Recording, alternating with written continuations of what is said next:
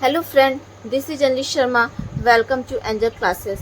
आज का टॉपिक है बिहार की नदियाँ। आइए देखते हैं बिहार की नदियों के बारे में। आज हम कोसी नदी के बारे में जानेंगे। कोसी नदी जो है हमारा नेपाल के काठमांडू के निकट जो गोसाई धाम से निकलती है, ठीक है, और यह सुपौल में जाकर के सुपौल से बिहार में प्रवेश करती है।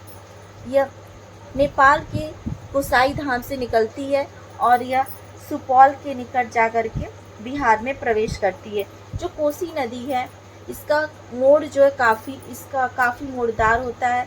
यह उत्तर बिहार में बाढ़ का कारण बनती है। इसे बिहार का शोक भी कहते हैं।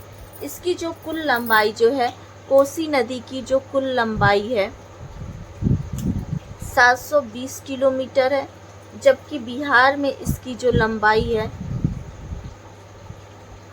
260 किलोमीटर है। ठीक है, कोसी नदी जो हमारा सुपौल, सहरसा, मधुबनी और पूर्णिया होते हुए बिहार में प्रवेश करती है। इसकी जो एक सहायक नदी है हमारा कमला नदी। ठीक है, इसकी जो सहायक नदी है ये कमला नदी है। इसकी सहायक नदी कमला नदी है। और ये जो कमला नदी जो है हमारा, यह भी महाभारत श्रेणी से निकलती है। जैसे बूढ़ी गंडक की सहायक नदी जो थी हमारी बागमती, ठीक है, बूढ़ी गंडक की जो सहायक नदी बागमती, और ये महाभारत श्रेणी से निकलती थी। इसी तरह कमला भी जो है महाभारत श्रेणी से निकलती है। कमला नदी जो है महाभारत श्रेणी से निकलती है और यह कोसी में जाकर के मिल जाती है। ठीक है, कोसी नदी जो है हमारा। Hello friend, this is Anjali Sharma. Welcome to angel classes. आइए देखते हैं बिहार की नदियों के बारे में। उत्तर बिहार की नदियों में एक लास्ट नदी है महानंदा। महानंदा जो है बिहार की सबसे पूर्वी नदी है और ये पश्चिम बंगाल से निकलती है।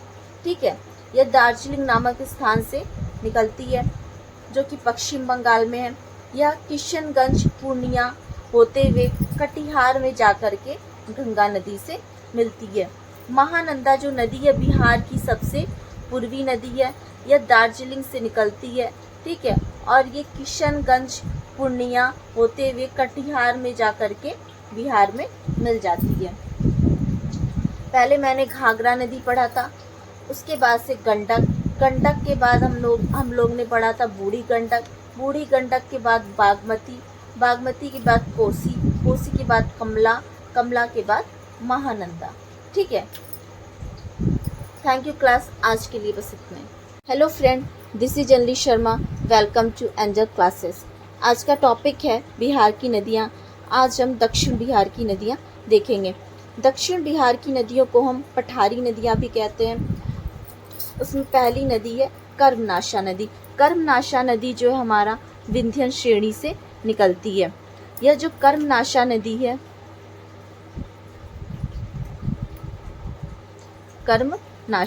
कर्मनाशा नदी जो विंध्य श्रेणी से निकलती है और जाके हमारा गंगा में मिल जाती है। कर्मनाशा नदी जो है हमारी बिहार और उत्तर प्रदेश की सीमा का निर्धारण करती है। दूसरी नदी है सोन नदी। सोन नदी जो है हमारा अमरकंटक की श्रेणी से निकलती है, रोहतास होते हुए पटना के निकट जाके गंगा से मिल जाती है। दूसरी हमारी नदी है सोन नदी। ठीक है, दूसरी नदी है सोन नदी। यह रोहतास होते हुए पटना के निकट जाकर के गंगा में मिल जाती है। उसकी तीसरी हमारी नदी है पुनपुन जो नदी है हमारी पुनपुन नदी जो है हमारी पटना के निकट जाकर के गंगा में मिल जाती है पुनपुन नदी। उसके बाद से हमारी चौथी नदी है फल्गु नदी जो है हमारा फल्गु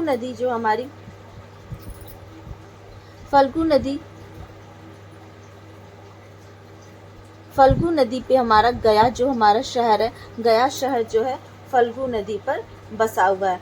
फल्गु नदी फतुहा के निकट जाकर के पटना में गंगा में मिल जाती है। यहाँ पे जो गया शहर जो है फल्गु नदी पे बसा हुआ है। फिर हमारी दूसरी नदी है सतही नदी ये भी जाकर के गंगा में मिल जाती है। उसके बाद से हमारी नदी है क्यूल, क्यूल भी जाके गंगा में मिल जाती है। फिर उसके बाद से हमारी नदी है अजय, अजय भी जाके गंगा में मिल जाती है। दक्षिण भारत की नदियों में हमारा इम्पोर्टेंट है कर्मनासा, सोन, पुनपुन और फल्गु। थैंक यू क्लास, आज के लिए बस इतना।